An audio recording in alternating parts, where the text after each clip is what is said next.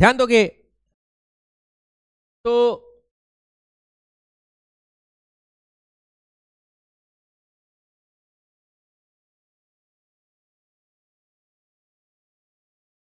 अरिहंत का हम लोग कुछ क्वेश्चंस कर रहे थे, डाइपोल मोमेंट का तो बहुत सारा क्वेश्चन हुआ था, ठीक है।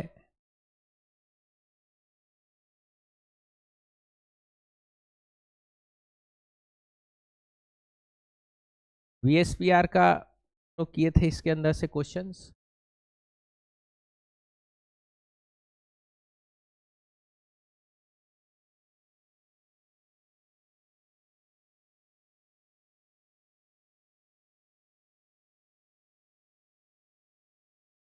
हाँ, यहाँ पे ध्यान दीजिएगा, यहाँ पे क्वेश्चन है। क्वेश्चन क्या पूछ रहा है, क्या कह रहा है, ध्यान दोगे। आपसे क्वेश्चन ये कह रहा है कि इनमें से कौन सा मॉलिक्यूल जो है वो एग्जिस्ट नहीं कर रहा है। देख पा रहे हो, कौन सा मॉलिक्यूल एग्जिस्ट नहीं कर रहा है, ध्यान दीजिएगा। तो कैसे पता चलेगा कि कौन सा मॉलिक्यूल एग्जिस्ट करता है और कौन सा मॉलिक्यूल नहीं एग्जिस्ट करता है? तो हम लोग क्या करते हैं, बॉन्ड ऑर्डर निकालते हैं। अगर बॉन्ड ऑर्डर यदि जीरो हुआ, बॉन्ड ऑर्डर क्या हो गया, अगर जीरो हो गया, इसका मतलब क्या है, इसका मतलब वो मॉलिक्यूल एग्जिस्ट नहीं कर पाएगा। समझ पा रहे हो? तो हम लोग बनाते हैं सबका। तो हीलियम का, ऑक्सीजन का तो आपको पता है बॉन्ड ऑर्डर कितना होता है, 2 होता है, तो ये तो भाई एग्जिस्ट करता है। लिथियम C2 और He2 में से हम लोग को देखना है कि कौन एग्जिस्ट करेगा और कौन एग्जिस्ट नहीं करेगा। समझ पा रहे हो बात को? ठीक है, तो सबसे पहले लिथियम को जरा देखो। लिथियम, एक लिथियम का कितना होता है, 3 होता है ना, तो 2 लिथियम का कितना हो जाएगा इलेक्ट्रॉन, बोलो 6 इलेक्ट्रॉन हो जाएगा। तो जरा इसका मॉलिक्यूलर ऑर्बिटल डायग्राम हम लोग बनाएंगे। ऐसे होता था ना, बोलो, और 6 से कम वाला है तो ऐसे होता था, हाँ, इस तरीके से। तो इलेक्ट्रॉन सेट करेंगे, इसको क्या बोलते हैं, sigma 1s, sigma star 1s, sigma 2s, और ये सिग्मा स्टार 2s, पाई 2py, पाई 2pz, सिग्मा 2px, और ये क्या है, पाई 2py स्टार, पाई 2pz स्टार, और ये क्या होता था, सिग्मा 2px स्टार होता था। समझ पा रहे हो बात को? तो यहाँ पे देखो 6 इलेक्ट्रॉन है, तो 1 2 3 4 5 6, 6 हो गया ना। तो अब देखो बॉन्ड ऑर्डर हम लोग चेक करते हैं। तो बॉन्ड ऑर्डर क्या होगा, ध्यान दीजिएगा, यहाँ पे समझिएगा बॉन्ड ऑर्डर कितना है, half bonding electron minus antibonding electron. तो bonding electron minus antibonding electron, तो देखो हाफ बॉन्डिंग इलेक्ट्रॉन कितना है, 1 2 3 4, 4 है ना, और एंटी बॉन्डिंग कितना है, यही 2 है। तो बताओ हाफ इंटू 2 कितना आ गया, 1 आ रहा है, यानी ये मॉलिक्यूल तो एग्जिस्ट कर रहा है। लिथियम क्या हो रहा है, एग्जिस्ट कर रहा है। कार्बन को जरा सा चेक करते हैं कि कार्बन का क्या हिसाब किताब आ रहा है। तो ध्यान दीजिएगा, कार्बन के लिए यहाँ पे समझिएगा, कार्बन, एक कार्बन का 6 होता है, तो 2 कार्बन का कितना हो जाएगा, 12 इलेक्ट्रॉन हो जाएगा। सेट करेंगे इसमें, ठीक वैसे ही है, कोई दिक्कत? तो ये एंटी बॉन्डिंग को हम मार्क कर दे रहे हैं। समझ पा रहे हो बात को? एंटी बॉन्डिंग वाले को क्या कर दिए, मार्क कर दिए। कितना है, 12 है, 1 2 3 4 5 6 7 8 9 10 11 और ये 12। तो बताओगे बॉन्ड ऑर्डर कितना हो गया, half bonding electron minus antibonding electron. ध्यान दीजिएगा, तो हाफ बॉन्डिंग कितना है, बॉन्डिंग 1 2 3 4 5 6 7 8 और एंटी बॉन्डिंग 4 है, तो हाफ इंटू, सॉरी 4 कितना हो जाएगा, 2 बॉन्ड्स हो जाएगा। यानी ये भी क्या होगा, एग्जिस्ट करेगा। O2 तो आपका बॉन्ड ऑर्डर 2 होता है। और डी में जरा सा देखो कौन सा, हीलियम, क्या है, He2।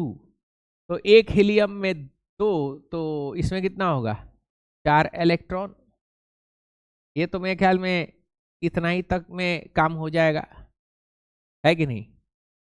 इस तरीके से क्या होगा बताओ, 1 2 3 4, बस यही है ना। बॉन्ड ऑर्डर बताओ, हाफ बॉन्डिंग 2 और एंटी बॉन्डिंग कितना हो गया, 0 हो गया।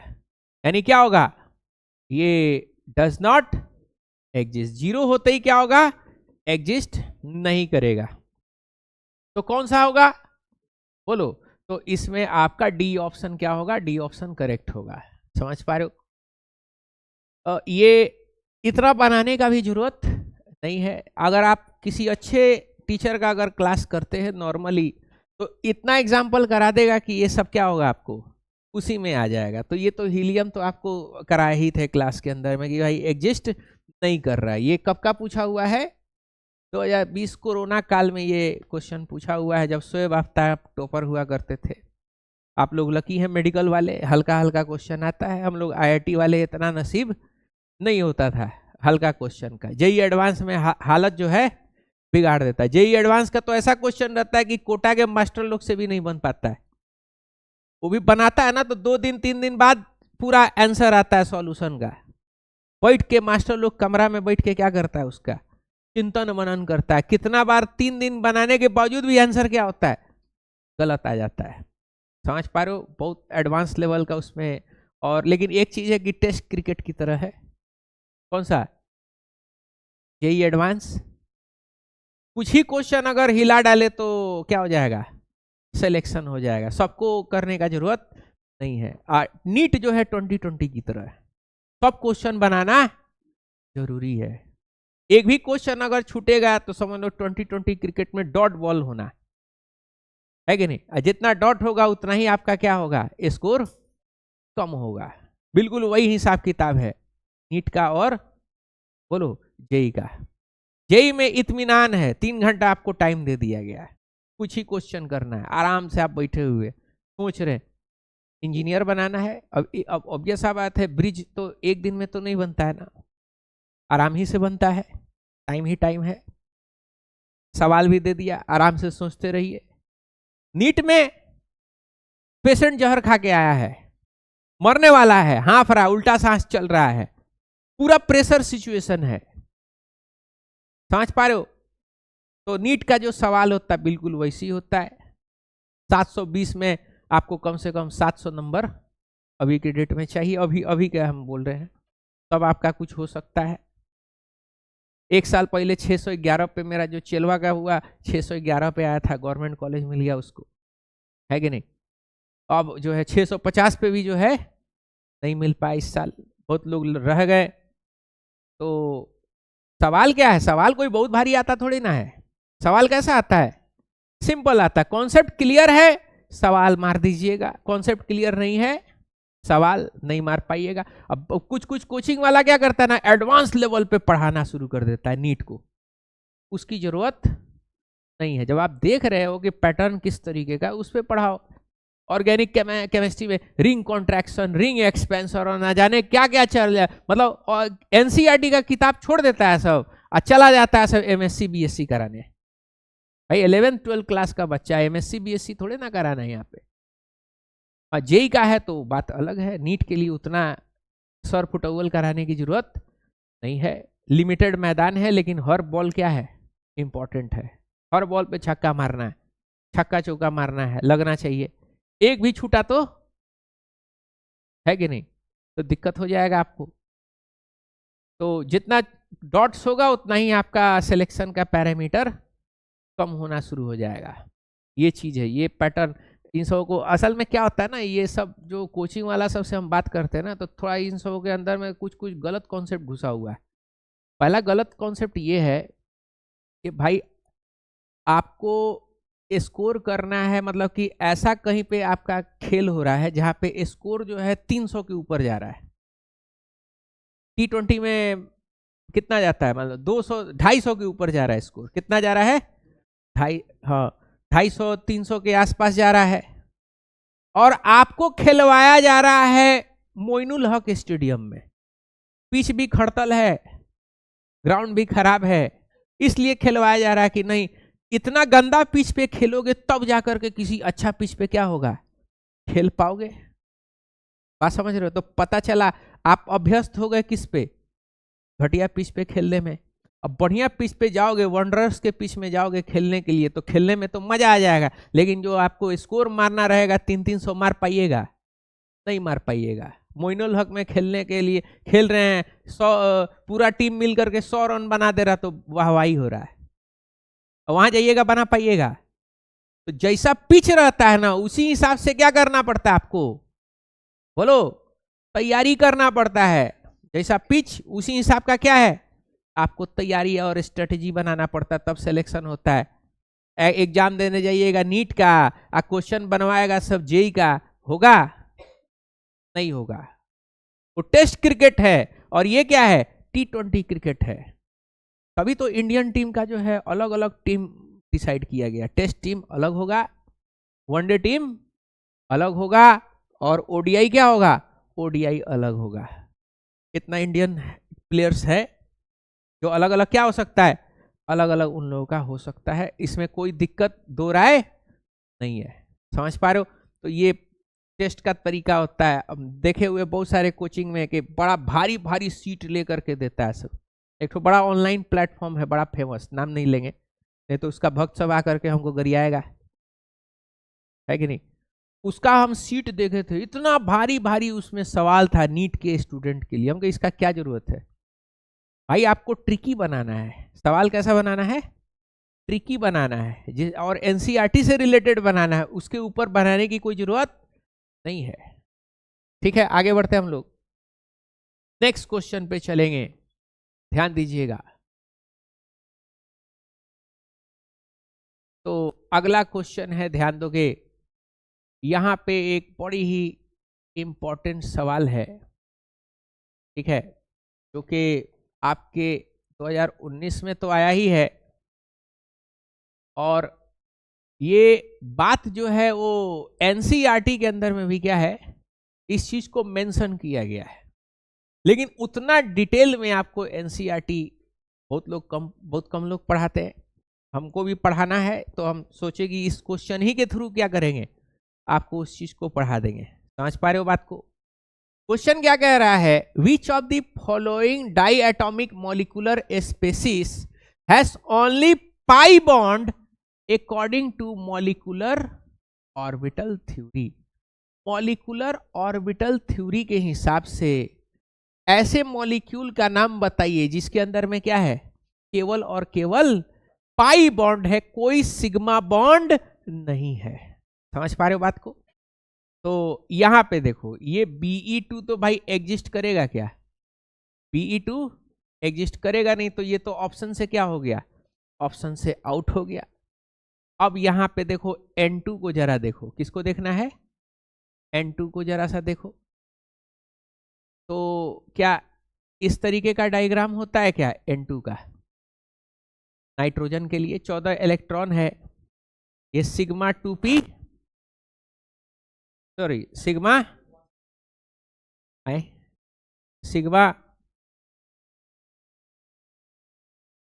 Sigma 1s, sigma star 1s, ये sigma 2s, sigma star 2s, पाई 2p y, पाई 2p x, और सिग्मा 2p z, पाई 2p y, अरे पानी पीने चल जाओ, पाई 2p x, और ये क्या है, हाँ स्टार है, और ये क्या है, स्टार 2p z। ध्यान दीजिएगा, ये सिग्मा बॉन्ड बना रहा है, ध्यान दीजिएगा, सिग्मा बॉन्ड बना रहा है, सिग्मा इसका मतलब सिग्मा है, सिग्मा बॉन्ड बना रहा है, ये सिग्मा तोड़ रहा है, ये सिग्मा बना रहा है, ये सिग्मा तोड़ रहा है। ये पाई बना रहा है, ये भी पाई बना रहा है, ये सिग्मा बना रहा है, ये पाई तोड़ रहा है, ये पाई तोड़ रहा है, ये सिग्मा तोड़ रहा है। समझ पा रहे हो? स्टार जहां लगा है वो तोड़ रहा है, और जहां पे स्टार नहीं है वो बना रहा है। जहां सिग्मा लिखा है वो सिग्मा बना रहा है या सिग्मा तोड़ रहा है, जहां पाई है वहां पाई बना रहा है, नहीं तो पाई तोड़ रहा है। स्टार लगा है तो तोड़ रहा है, स्टार नहीं है तो जोड़ रहा है। कोई दिक्कत यहां पे? अब यहां पे देखो N2 है, क्या है? N2 है, यहां पे समझिएगा। तो N2 में कहां पे?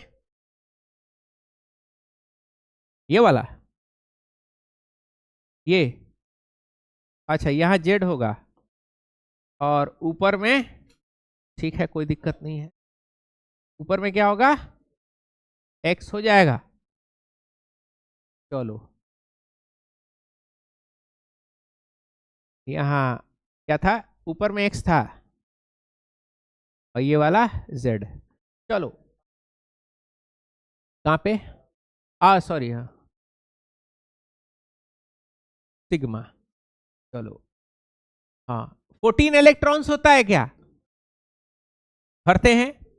1 2 3 4 5 6 7 8 9 10 11 12 13 और ये 14। ध्यान दीजिएगा यहां पे क्या हो रहा है, इसको जरा सा ध्यान दीजिएगा। यहां पे सिग्मा बॉन्ड बना है और यहां पे ये सिग्मा बॉन्ड को क्या कर दिया? तोड़ दिया। सिग्मा बना, सिग्मा तोड़ दिया।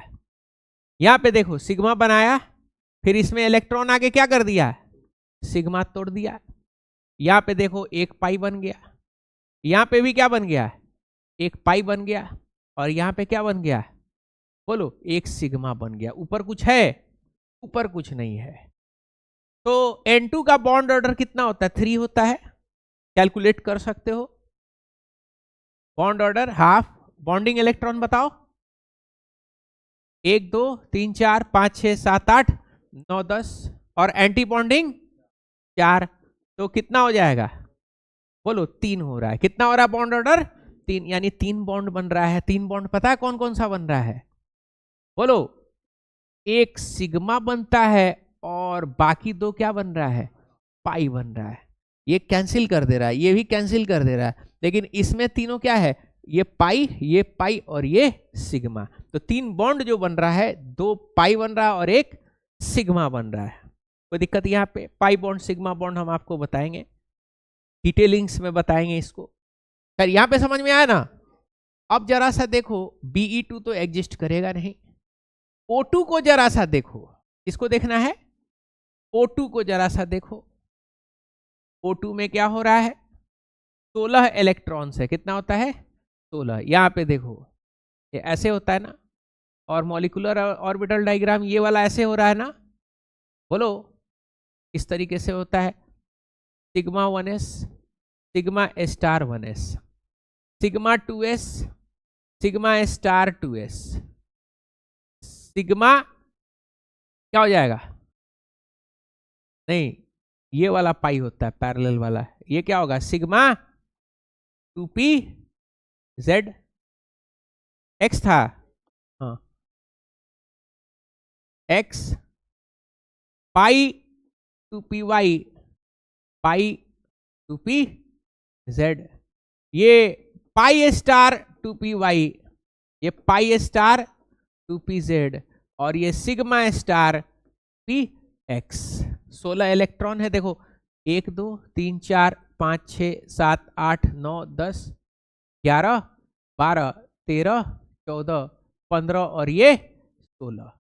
समझ पा रहे हो? अब देखो बॉन्ड ऑर्डर, यहाँ पे कितना है bond order? Half. Bonding electron minus antibonding electron, तो हाफ। बॉन्डिंग कितना है? बोलो, 1 2 3 4 5 6 7 8 9 10, और एंटी बॉन्डिंग 6। कितना हो जाएगा? 2 बॉन्ड्स हो रहा है। कितना बॉन्ड हो रहा है? 2 बॉन्ड हो रहा है। यहां पे देखो, ये कैंसिल, ये सिग्मा क्या हो रहा है? कैंसिल। क्या बन रहा है? बोलो, एक सिग्मा बन रहा है। क्या बन रहा है? एक सिग्मा बना है। फिर क्या बन रहा है?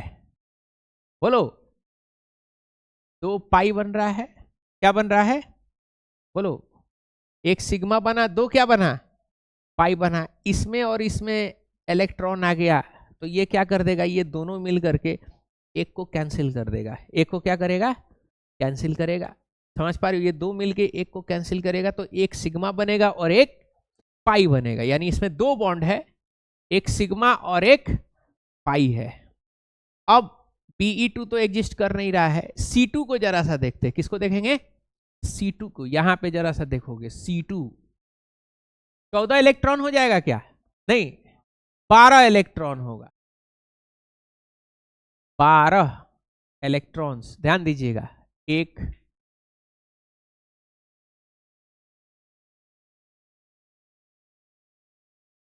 ऐसे है sigma 1s, sigma star 1s, sigma 2s, sigma star 2s, पाई 2p कितना क्या था, y था, पाई 2p z, ये पाई सॉरी सिग्मा 2p x, ये क्या है पाई स्टार 2p y, ये पाई स्टार 2p z, और ये क्या है sigma star 2p x। 14 electron है, भरते हैं 1 2 3 4 5 6 7 8 9 10 11 12, 12 है ना, 12 है, ध्यान दीजिएगा। तो देखो क्या हो रहा है, ये सिग्मा कैंसिल, ये सिग्मा कैंसिल, कितना बच रहा है, केवल 2 पाई बच रहा है, क्या बच रहा है, केवल 2 पाई बच रहा है। देख पा रहे हो, बॉन्ड ऑर्डर अगर देखोगे C2 का तो बॉन्ड ऑर्डर कितना हो रहा है, बॉन्डिंग कितना है 1 2 3 4 5 6 7 8, और एंटी बॉन्डिंग 4, कितना हाफ इंटू 4 यानी 2 आ रहा है, यानी कार्बन 2 बॉन्ड वाला होगा, और दोनों बॉन्ड कौन सा है, दोनों पाई बॉन्ड बन रहा है, दोनों क्या है पाई है, सिग्मा इसके अंदर में नहीं है। समझ पा रहे हो, सिग्मा इसके अंदर में नहीं है। तो मॉलिक्यूलर ऑर्बिटल थ्योरी, यानी ये कॉन्सेप्ट क्या है, मॉलिक्यूलर ऑर्बिटल थ्योरी, इसके हिसाब से किसके पास केवल और केवल पाई बॉन्ड बन रहा है, तो किसके पास केवल और केवल पाई बॉन्ड बनेगा, C2 के पास केवल क्या बनेगा, पाई बॉन्ड बनेगा। और अगर आप एनसीईआरटी पढ़िएगा तो एनसीईआरटी में वो क्या किया है, वर्ड लिखवाया है, इस तरीके से कैलकुलेशन नहीं करवाया है, क्या करवाया है, वर्ड। ध्यान दोगे,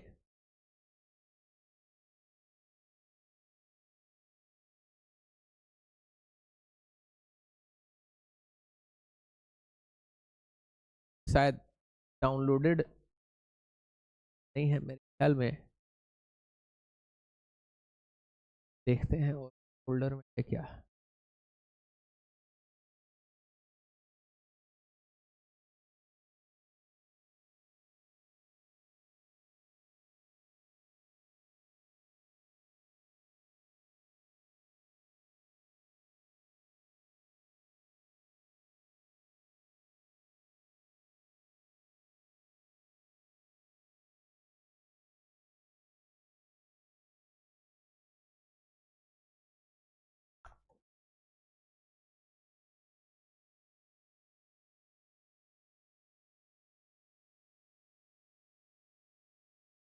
खैर एनसीईआरटी का बुक है, डाउनलोड करेंगे, टाइम लगेगा, देखें।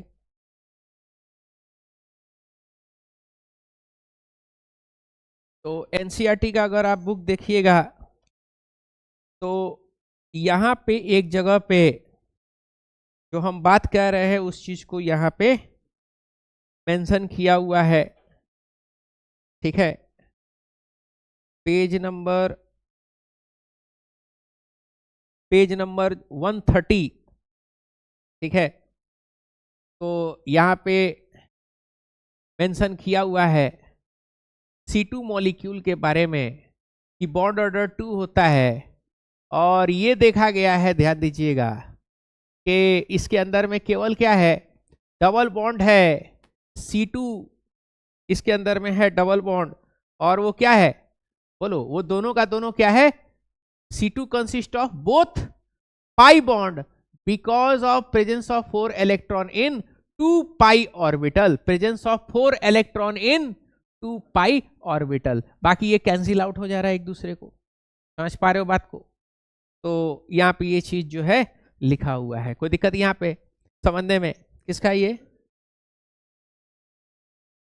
कोई प्रॉब्लम? बोलो, आगे बढ़ते हैं, ध्यान दीजिएगा। नेक्स्ट क्वेश्चन पे हम लोग आएंगे।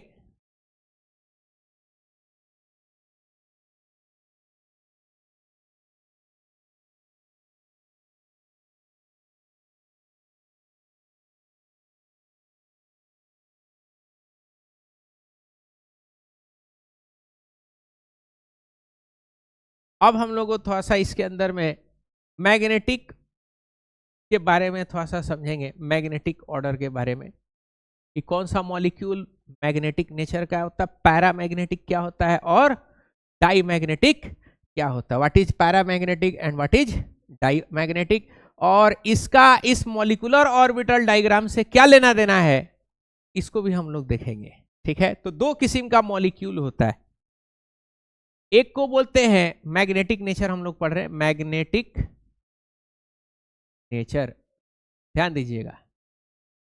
तो दो किस्म का मैग्नेटिक नेचर होता है सब्सटेंस का, एक को बोलते हैं पैरा मैग्नेटिक और दूसरे को बोलते हैं डाई मैग्नेटिक। ठीक है, तो डाई मैग्नेटिक और पैरा मैग्नेटिक क्या है इसको समझना।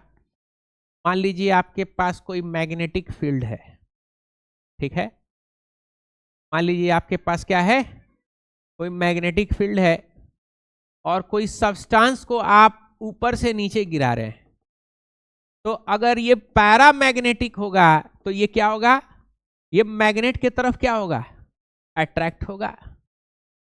और अगर कोई सब्सटेंस अगर डाईमैग्नेटिक होगा तो उसको गिराइएगा तो उसको कोई फर्क नहीं पड़ेगा, वो ऐसे ही क्या होगा, चला जाएगा। तो पैरामैग्नेटिक क्या होगा, इफेक्ट बाय, बोलो, मैग्नेटिक फील्ड, समझ पा रहे हो। और डाईमैग्नेटिक क्या है, बोलो, do not effect by magnetic field, समझ पा रहे हो। अब यहां पे मॉलिक्यूलर ऑर्बिटल थ्योरी से इसका क्या लिंकअप है, क्या पैचअप है, इसको जरा सा समझते हैं, ध्यान दीजिएगा।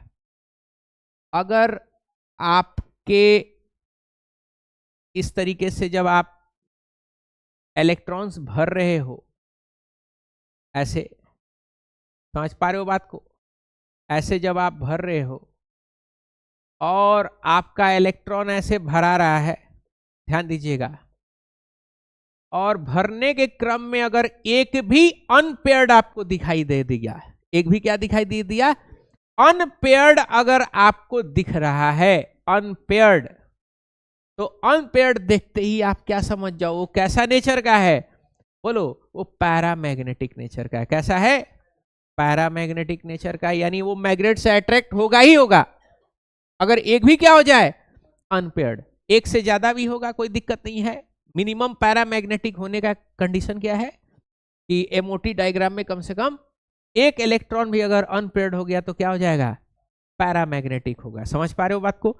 और ठीक उसी तरीके से आपके पास ये ऑर्बिटल डायग्राम बना हुआ है, समझ पा रहे हो, और उसके अंदर में यदि जो भी इलेक्ट्रॉन आप भरे, अगर वो पूरा का पूरा क्या है, बोलो, वो पूरा का पूरा इस तरीके से सारा पेयर्ड है, ऑल क्या है, ऑल पेयर्ड है, एक भी अनपेयर्ड नहीं है, ऑल पेयर्ड है, तो क्या हो जाएगा, हो जाएगा आपका डाई मैग्नेटिक हो जाएगा। क्या हो जाएगा, डाई मैग्नेटिक हो जाएगा। समझ पा रहे हो बात को, कोई प्रॉब्लम। जैसे आपसे सवाल पूछेगा कि find magnetic nature of O2 and N2, O2 और N2 का क्या बताना है, मैग्नेटिक नेचर बताना है। तो देखो O2 है कितना इलेक्ट्रॉन, 16, और N2 है कितना इलेक्ट्रॉन, बोलो 14। तो O2 का कैसे डायग्राम होता है, क्या ये इस तरीके का होता था क्या, बोलो इस तरीके का होता था। और इसका डायग्राम कैसा होता था, बोलो इसका डायग्राम कुछ इस तरीके का होता था। समझ पा रहे हो। तो अब हम लोग भरना शुरू करेंगे। कितना भरना है, 16, 1 2 3 4 5 6 7 8 9 10 11 12 13 14 15 और 16। अनपेयर्ड है क्या, अनपेयर्ड है। तो ऑक्सीजन क्या है, बोलो ऑक्सीजन इज पैरा मैग्नेटिक। कैसा नेचर है, पैरामैग्नेटिक है, अनपेयर्ड दिख रहा है। यहां पे देखो 1 2 3 4 5 6 7 8 9 10 11 12 13 14, कोई अनपेयर्ड है क्या, नो अनपेयर्ड, अनपेयर्ड नहीं है। तो इसका कैसा होगा, बोलो ये डाई मैग्नेटिक होगा। क्या हो जाएगा, डाई मैग्नेटिक होगा। तो N2 जो है वो क्या है, डाई मैग्नेटिक है। समझ पा रहे हो बात को। और O2 क्या है, O2 जो है वो पैरामैग, यानी हवा में मौजूद आपका दो गैस है, एक N2 और एक O2। O2 अट्रैक्ट कर जाएगा मैग्नेटिक फील्ड से, लेकिन N2 मैग्नेटिक फील्ड से अट्रैक्ट नहीं कर पाएगा। ठीक है, यहां पे समझिएगा, ध्यान दीजिएगा सभी लोग।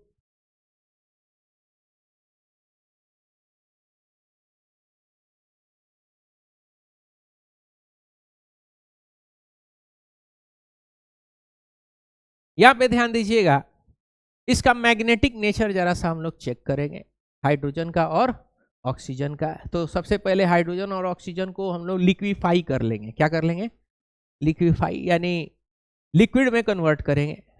और उसके बाद से उसको मैग्नेट से गुजार के जरा सा चेक करेंगे कि क्या हो रहा है। तो देखो ये मैग्नेट है और ये सबसे पहले नाइट्रोजन लिक्विड डाला गया है। कौन सा, नाइट्रोजन लिक्विड सीधे निकल गया है क्या। अब ऑक्सीजन लिक्विड डाला गया है, तो देख रहे हो ऑक्सीजन लिक्विड फंस रहा है क्या, मैग्नेट में क्या हो रहा है, फंस रहा है। इसका मतलब ये कैसा नेचर है ऑक्सीजन का, ये ऑक्सीजन जो है वो कैसा है, देख पा रहे हो पैरामैग्नेटिक नेचर है, फंस रहा है मैग्नेटिक फील्ड में। और नाइट्रोजन जो है वो फंस नहीं रहा था मैग्नेटिक फील्ड के अंदर में। समझ पा रहे हो बात को। तो ये आपका कॉन्सेप्ट है पैरामैग्नेटिक का और डाईमैग्नेटिक का। कैसे पहचानेंगे, प्रैक्टिकली तो वैसे पहचान लेंगे, थ्योरेटिकली कैसे पहचानेंगे, पेयर्ड और अनपेयर्ड देखेंगे, उसके हिसाब से आप क्या कर लोगे, पहचान जाओगे। समझ पा रहे हो। हम लोग जब पढ़ते थे तो इतना एडवांस टेक्नोलॉजी नहीं था कि आपको बाई प्रैक्टिकली किसी चीज को क्या किया जाए, समझाया जाए। समझ पा रहे हो। तो अभी लेटेस्ट में आया वो, इसको भी करने के लिए आपको क्या करना पड़ेगा, मास्टर को रिसर्च करना पड़ेगा, है कि नहीं। अलग अलग तरीके का वीडियोस एक्सट्रैक्ट करना पड़ेगा इंटरनेट से, तब उसको लगा के क्या किया जा सकता है, दिखाया जा सकता है। नहीं तो मैक्सिमम लोगों का हाल देख ही रहे हैं रामराज मोड़ वगैरह पे, ठीक है ना। वो तो व्हाइट बोर्ड है, जैसे तैसे चल जाए, है कि नहीं। चलो, तो यहाँ तक हम लोग रखेंगे। तो अब जो सवाल होगा नीट का, ठीक है ना, वो आपका वही नीट का सवाल होगा कि कौन सा पैरामैग्नेटिक है और कौन सा डाईमैग्नेटिक है। ये क्या बना लोगे क्या, पैरामैग्नेटिक पूछ रहा है, O2 क्या है, पैरामैग्नेटिक है। प्रैक्टिकली दिखा दिए, सॉल्व हो गया क्वेश्चन। कोई दिक्कत। उड़ीसा नीट में पूछा था 2019, ठीक है। चलो, कहां से क्वेश्चन कर रहा है, ऊपर भी है क्या, नहीं यहीं पे है। सॉल्व करिए, लिखिए सभी लोग।